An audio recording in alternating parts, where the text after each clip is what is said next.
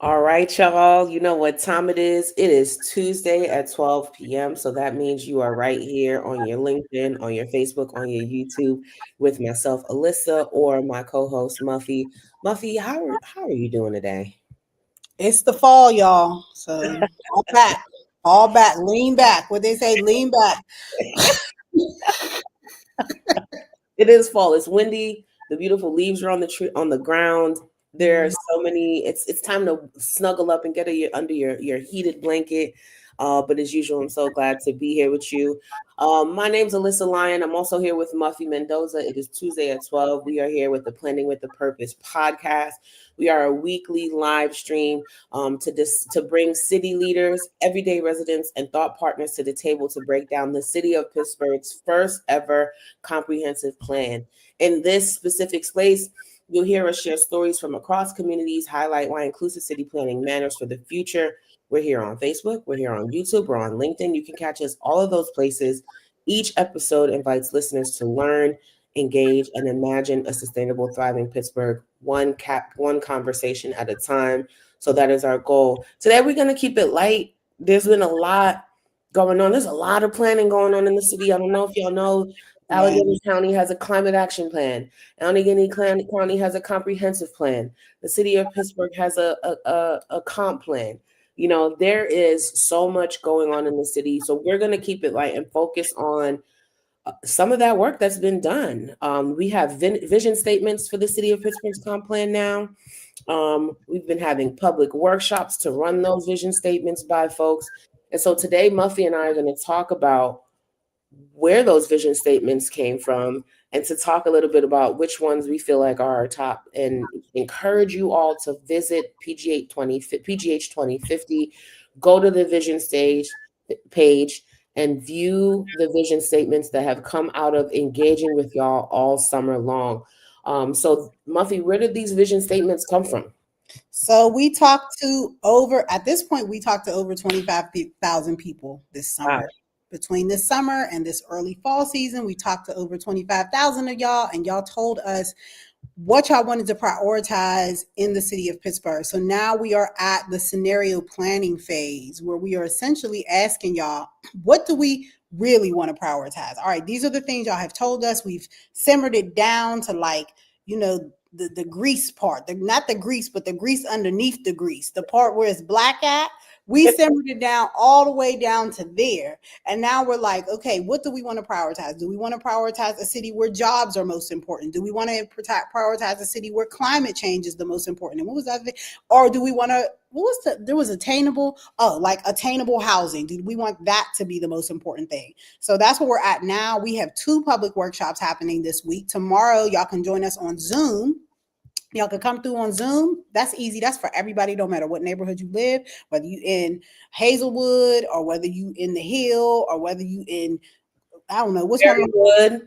where I don't even know where the hell that's at. But if you're there, you could just hop on Zoom. So if you go on over to PGH2050.com, you can join one of these public workshops. And then we're having our West End public workshop on November 1st. Yes. And Shout out all the West Enders. yes, We yeah. need y'all there.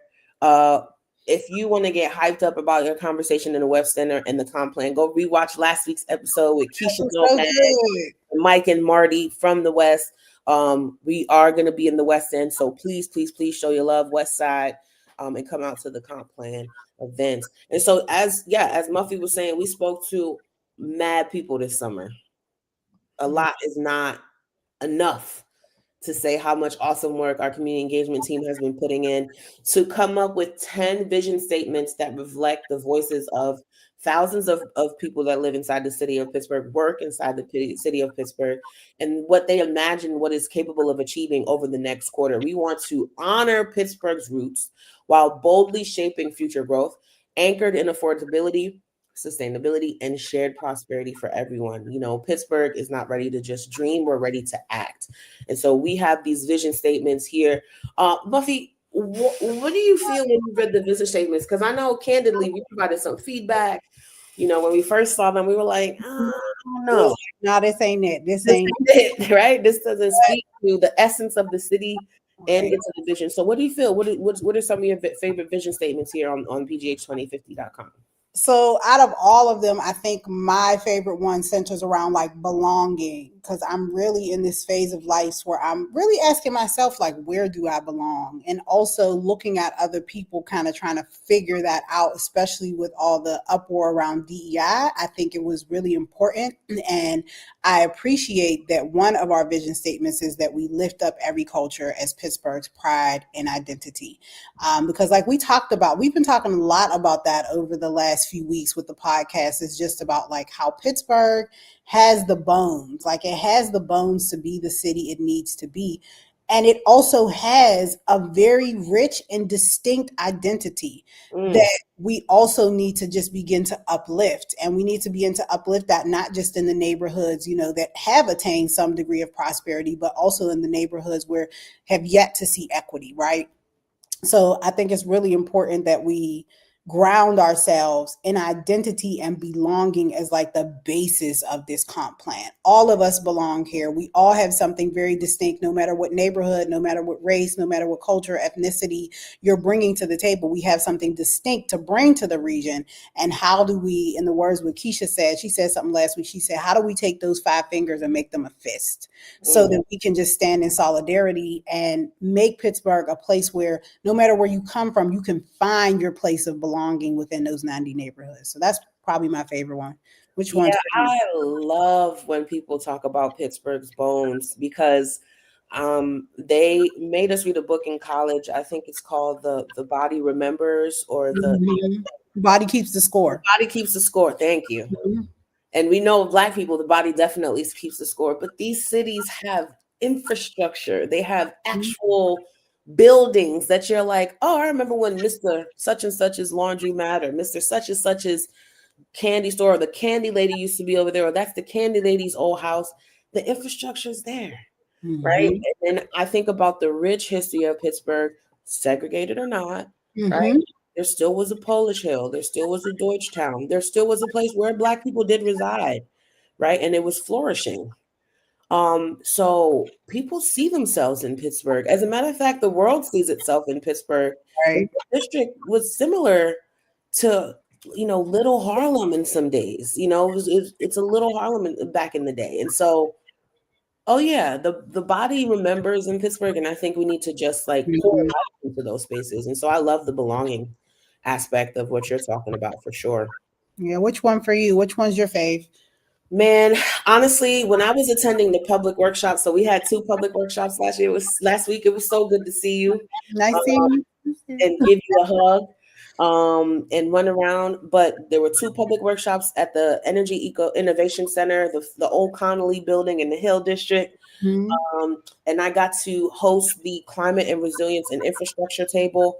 And while everyone was talking about, yeah, we need parks, we need green spaces, and we want to make sure our air and our water are clean, and we want to make sure we have rain gardens to help with water capture and rain capture.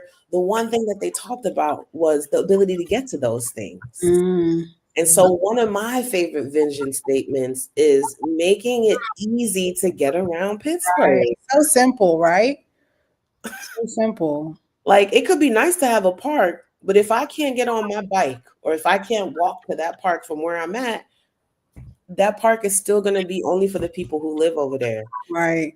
I can't tell you how many times I live in the city and I hear people be like, I don't go over there. I don't need to go over there. I don't need to do that.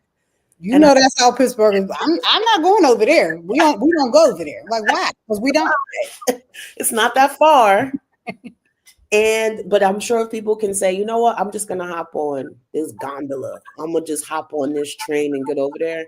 I'm gonna hop on this bus that only takes one bus to get there. I'm Mm-hmm. sure it would make it easy. And so I love mobility. I love connectivity.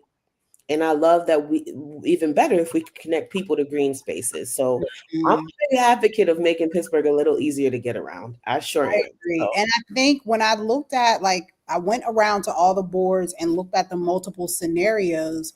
What I love about the way the community engagement team and tech team did it was that within each scenario, there were opportunities to elevate like transportation, opportunities to elevate housing, opportunities to elevate. So I like that it wasn't like either or, like pick a scenario and this is the one we're going with. It was more so like look at this scenario. What can we prioritize within this scenario, and how can we prioritize it within this scenario? So I really appreciated that. But the transportation thing, I found that no matter which scenario I was in, transportation was just something that you had to prioritize in order to make everything else work. Yes. Yeah, I agree with you, girl. I That love that point that you made. I know that, you know how many times we go into community meetings and we're like, prioritize safety, Mhm. environment, or education. And they're like, well, shit. How you gonna get there? There's no bus. You I get you know can get all these Jimmy. things. Right. Why are you asking me to pick with, And so I think the comp plan, in which I think the tech team, and I think the engagement team, and I think all the people who are helping make all these stories flow, it's like it's all connected. Mhm. One needs to elevate the other so that it doesn't burden the other. Yep. And I don't know. I'm curious if you understand where this siloed effect of Pittsburgh comes from, because I Mhm. feel like this plan can help us be like, non-mobility, we need you, and we need you over here when we're talking about environment. So where did that I siloism? think the very thing you just said, like the thing we love, which is that Pittsburgh has the bones, is what created the silo. And then it was just like generationally, people thought that way. And so people just kept thinking that way, even when it didn't benefit. Like oftentimes, we as humans, unfortunately, we maintain behavior that goes against our best interest. And because Pittsburgh is a city that neighborhood wise, if you look at the neighborhoods, they actually, like we said, there's a grocery store already there. Just put some food in it. Just put some workers in it. Yeah. Like that's all we need. We don't necessarily need too much other than that. Because even where I live at in Sheridan, there is a grocery store a mile away. There's just no food in there. There's Right. a park. There's literally a park. It's not even a block away from my house. Yeah. But the basketball court is tore up, the swings is hanging off, Yeah. and the little thing that's supposed to break your fall when you fall off, it don't break. It don't break anything. You're falling on concrete. So I Yeah. think that's the same reason why we experience the silos is because the neighborhoods really were built to contain themselves. You Mm. just allowed them to lapse. And so people, because people are behavior driven and we tend to operate on loops, people are still behaving as if the community does have bones even when it doesn't. And because transportation is such an issue in the city, it's like if I'm already in survival mode living in my community on a behavior loop that says I have everything I need, it is really a difficult mental leap for me to be like I need to take 3 buses to get over there. So Wow, you just blew my mind. girl, it's But that's back to the point. These neighborhoods were built to sustain themselves. right. Even when there was an industry, even when steel was the thing, it's fine. Now that steel's not the thing, Right. these neighborhoods still maintain themselves the way that the city positioned for them to do. Mm-hmm. Yep. Large homes, central business districts, transportation systems. There used to be trolleys. I see all the Yep. train tracks and the Yep. lines and the lines. I see them. They had transportation systems. Right. Right. They had the things they need. Let's just not make it great again, so to speak, but let's just restore. Right. It's a restoration. It should really be like a restoration project Let's because restore the thing and is already enhance. there. Yeah, restoring the answer. You're not going to put in the same asbesto-filled walls. Right. You're going to put in new walls that are good for now and the future, Right. right? So I think you're right. We're stuck on this loop of being in our neighborhoods, which is not a bad thing. I love how much neighborhood pride. Mad people. I love talking to people from Manchester. It's like Mhm. Manchester is its own city. City. Right. It's its own city. Like, dang, if y'all could act like that, I could be anything in the world. Mm-hmm. I love talking to neighborhoods who have civic pride. Good, bad, ugly, or indifferent. Right. I There's agree. something about it that makes you be like, I'm gonna go over. I'm gonna go grab a. I'm gonna go over there. Mm-hmm. So let's restore Pittsburgh.